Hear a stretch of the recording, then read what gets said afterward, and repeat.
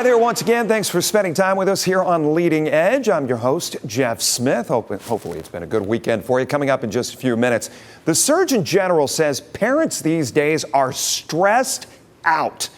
And it's bad enough that he's committed an entire study to it with solutions that may or may not have you shaking your head in agreement or possibly raising your fist in frustration.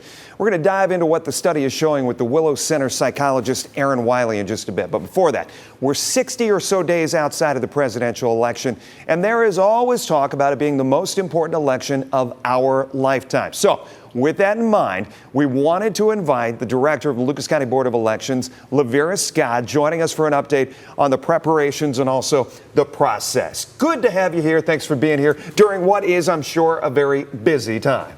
Yes, it is busy, but I'm glad to be here as well. Always good to be able to share information. Well, good. Let's get some information out. First and foremost, I got to ask you, how in the world does a change at the top of the Democratic ticket so late in the game affect a board of elections? Well, the good thing about that is for us, election prep starts months ahead. But in reference to the final candidates that are on the ballot, not as much. Okay. I mean, we're working to get our processes in order, make sure we have all the equipment we need, whether it's ballots, voting equipment, all of those things. But in reference to the ballot itself, because the ballot does not go out until, Uocava voters really began, which is 45 days before the election. Yeah. So we've had close times before with changes to the ballot. So I can say right now that's one of the smallest things I have to worry about. No kidding. Yes. And I think that would become as a surprise to a lot of people out there because it did happen so late in the game.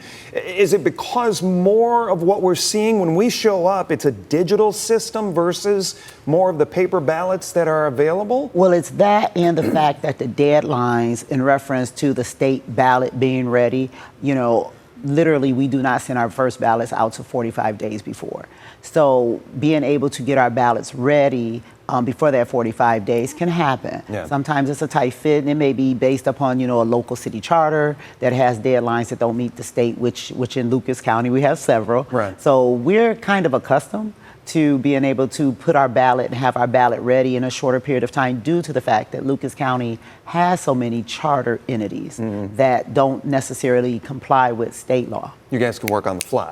So yeah. we've become pretty good at it, so yes. Talk to me a little bit as far as the process goes, and you seeing this so many years, are you a fan of early voting?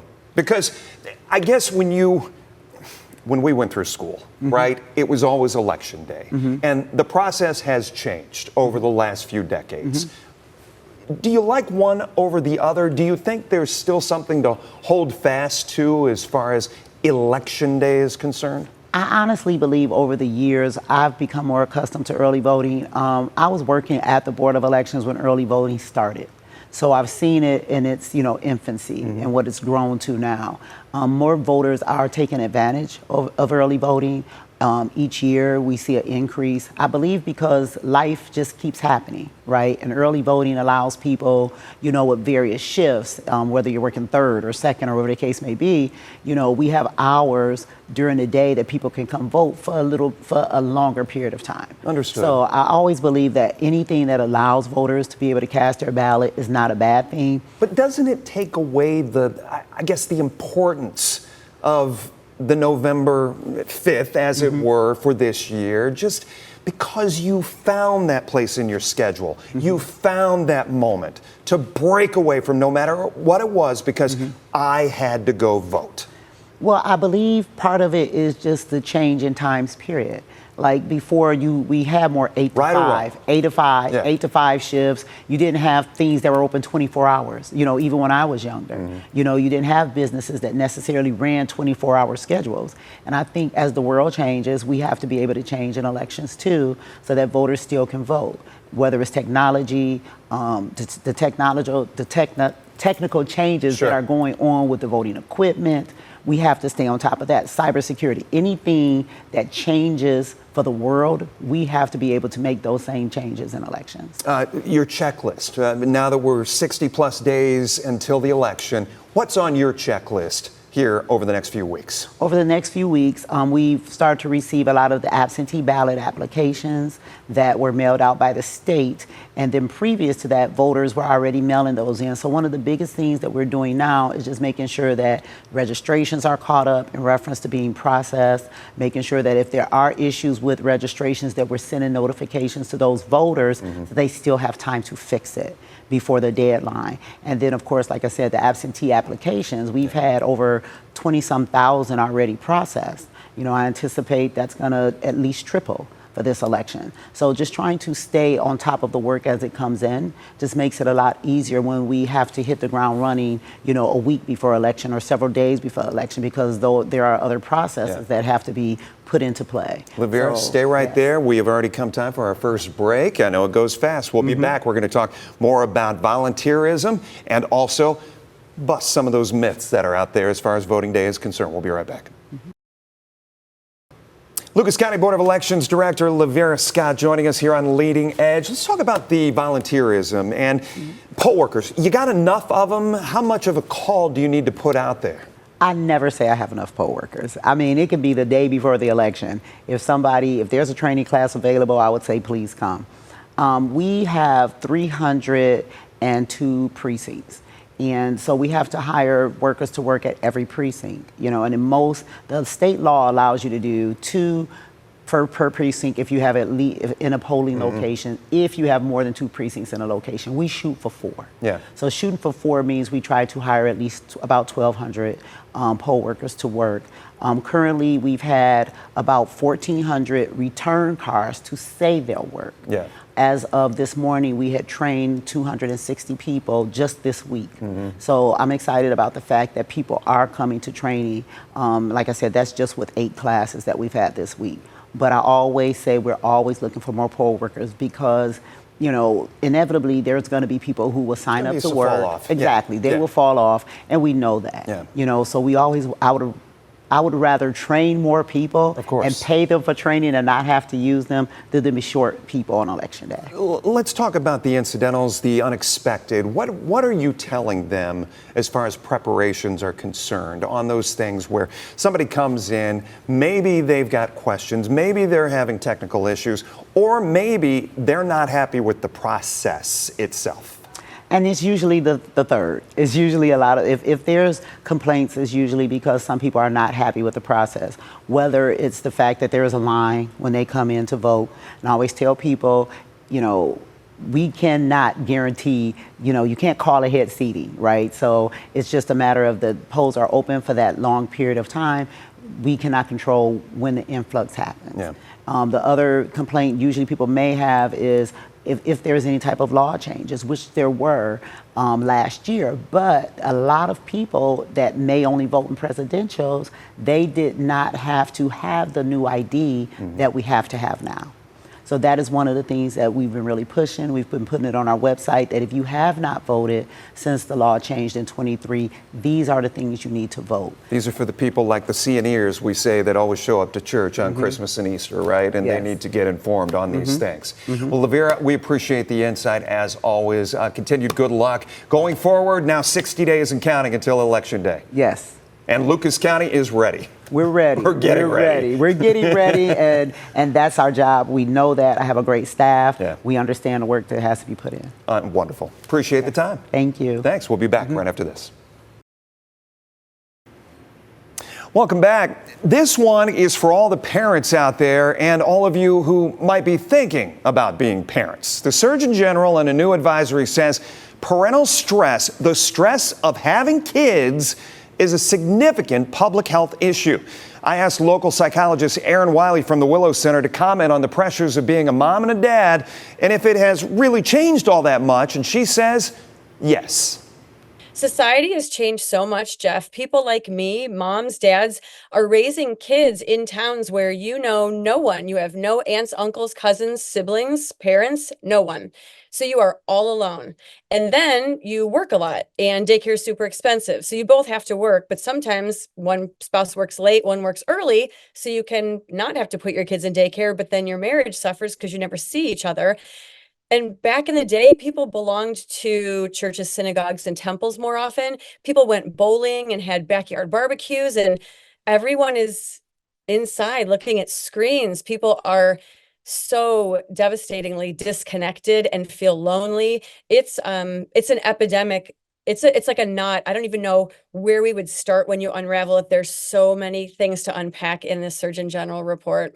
And that lends into what I was just about. Another quote out of this: demands from both work and child caregiving have come at the cost of quality time with one's partner, sleep, and parental leisure time. The strain is even greater on parents caring for aging parents or other loved ones. So the other question that comes out of this is, what about this whole study is reinventing the wheel, right? Why is it so necessary to make these kinds of statements? Because my parents had to deal with it, right? They had pressures on them. It was just different. Times were different. Those of us who have already raised kids, I think it is easy to say, well, we did it. It was really hard and we survived. I do think there are things that are different today than were 10, 15, 20 years ago. Social media does play a role. It's easy when you aren't parenting young kids to say things like, well, then just get off social media. Just don't do it. For parents and kids. But it's so easy to do. And if it provides dopamine and it makes you feel happy for 20 minutes a day, and it's the only time you can get your kids to leave you alone so you can take a shower, we over rely on social media. Again, there's just so little social support around parents today. People are more likely now to work more hours and spend less time with extended family because of financial concerns. I really do think it is different parenting young kids today. Some of the parents I see in therapy, when I have said before, I really envy sometimes young parents because you have so much more information at your disposal. And you know even more than we did about how to be a great parent. And they say, right, we know more, but it makes us feel even more guilty and awful when we can't be this great parent that research has shown us we're supposed to be. I just think a lot of young parents feel isolated.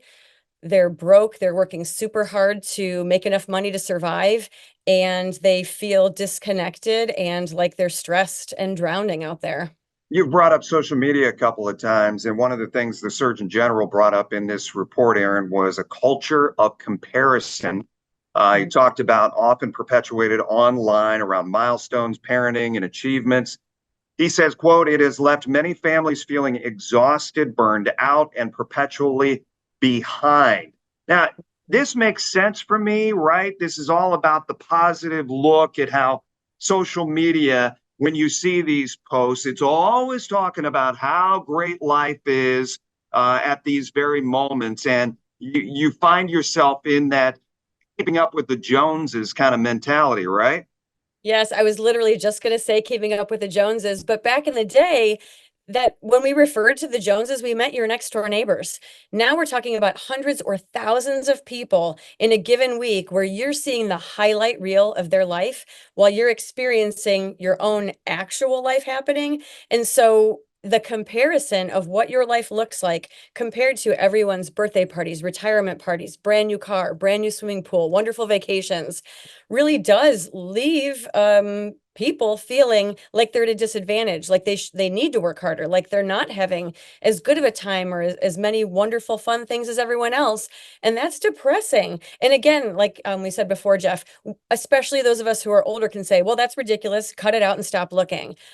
It's just the way society is now. And so I think we have to either decide if we're going to be cynical and shrug it off, or really say, again, especially older parents, how do we help these people? This is our society. These little kids they're raising are going to take care of us when we are in a nursing home. They're going to be the teachers for our great grandchildren. Like, we're all connected. So I really think it behooves all of us to really put our brains together and think about what can we do to help each other with this given information. Do you see a responsibility factor here, and not, I guess, understanding from an adult's perspective the responsibility that exists with going into having a child? Sure. You know, it's funny, Jeff. Years and years ago, probably 25, I went to my own doctor and said, "We're thinking of having children." I was 30 and I really wanted to know, like, how would you know when it's a good time to have children? And my OBGYN said to me, "Most people just come in here shocked to find out they're pregnant. You are one of the rare people who are actually going to plan to choose to become a parent." And so, yes, while we can, to a certain degree, plan when we want to have children, so many people are in relationships and kids happen. Is that how we would wish it would always be? No, but that's real life. So, yes, is there some responsibility from parents? Yes, but also if the average parent is like 24 to 27, I don't know about you, but when I look back at that age of my life, I needed a lot of support still from my parents for things like, where do I take my car for an oil change? Or can you help me figure out my taxes? Or how did you make that dinner that you always made? I Like, don't think I hit maturity until about 48, maybe. exactly, for real, literally, that's so true. So I really do think that we can try to come up with ways as a society, hopefully, to support these parents so that they don't feel so alone. But it is going to take a shift, I do believe, like you're saying, from boomers and Gen X, people who are like, we handled it. We could do this. Don't they know better? Sure. Okay. Yeah, for sure. Also, a lot of these, as an older person, I almost want to say kids who are parents nowadays, if they're 24, 28, 32, I have friends who are new young physicians in their late 20s, and they owe $500,000 in student loans. And so they're working 70 hours a week and having family members care for their kids. That's stressful. Sure. And that, that's one example. I mean, if you go to the other end, maybe you don't have as much education. You're struggling to find a job. You are in a job, but it doesn't have benefits. So now you have to look for Medicaid to get insurance for your kids. It's just such a complicated web for these parents. Yeah. It really is just so different than it was in the 70s, in the 50s, where, I mean, I don't know how it was for you, but we had neighbors, all the moms were home, and the moms all hung out all day and talked to each other, and the kids played. Now kids are in daycare and no one is home all day. It's just such a different society to raise kids in now. Let me ask you this. Do you feel, and you'd have a good read on this with clients and just understanding the pressures that exist with them, but do you feel we have become or are becoming too soft as a society? And I'm not ignoring the need to be more in touch with your mental well-being because we've certainly learned a lot about that. Mhm. Yeah, that's a great question. I mean, I think to me, the biggest problem is if we do say to people, you need to toughen up, you guys aren't being tough enough. I think we're already seeing some of the consequence of that, which is there's a lot of women now who say, yeah, I see how this country does this, and there's no way I'm having children. In France, you get a paid year of leave so you can tend to the child and make sure they have a great start. You can stay home and nurse your baby instead of locking yourself in a bathroom and trying to pump for your infant while someone else takes care of them who you don't even know. I think, I don't know. To me, I don't know if it's a question of being softer. I know what you're saying. I feel like, again, if you're older, yes, we look and we go, oh, they're all too soft. But is that bad or worse? Would we rather have young boys cry and rock baby dolls in preschool, or say to them, don't have feelings, you're a man and you don't play with children, you're a boy? We can make them tough, but is that what we want people to end up being, is tough? I don't know. I don't know if it's horrible if people are sensitive or struggling and say that they need help, especially when they feel disconnected, lonely, and overwhelmed. It's a catch-22, I think, is what you're describing. The advisory calls for a national paid family and medical leave program and paid sick time for all workers and bolstered child support, financial assistance, universal preschool programs such as Head Start, so on and so forth. Employers can expand programs that support parents' well-being, include paid leave, flexible work schedules, and training managers on stress management. To that, I say, how, as an organization, as a company, do you still get your workers to show up to work, first and foremost, to do the job when you're forced to try to, and I know this is kind of blunt, but bend over backwards to make sure that they're adulting the right way? Sure, it's a great question. And as a business owner, I have some of those same concerns. But what I have found is if I put a lot of time in training and my own discernment into choosing the right employees, people I know I want to work with, then to me, it is worth making sure that I provide the best health insurance plans I can, even if they cost me more money. And also, and I get this is, industry dependent, but we do lean into helping people craft schedules, whether it means coming in 30 minutes late or being allowed to leave campus or work for an hour at lunchtime, or do their own telehealth therapy from their office every Thursday at 4. I would rather have to deal with the corporate struggle of how to work around those things and have healthy employees who are happy employees, who are well balanced and mentally stable employees, because when you don't, they miss work more often and they are depressed, and then they eat worse foods, and then they feel sick, and then they gain weight, and then they have diabetes, and then their depression's worse. And we have to find ways, especially the leaders in society, that we can support people who are not functioning as at high of a level as maybe we are in the moment. It really is, if we could boil this down to anything, and there's a lot of great talking points in here, I feel like it's the human obligation of how do you help other people who are not doing as well as you and who are struggling. And that is something I think everyone can do no matter what level they're at. It's just a decision to step out of being selfish into selflessness in order to help people around you do better. Welcome back. A couple of things before we let you go for this Sunday. Hey, a reminder, go to Apple, go to Spotify. That is where you can find the Leading Edge podcast. Go to YouTube and search WTOL and find the Leading Edge file, the block that exists of all of our shows, our past shows, past guests. We always appreciate you spending some time with us. We hope you have a great rest of your week. I'm Jeff Smith. We'll see you next time on Leading Edge.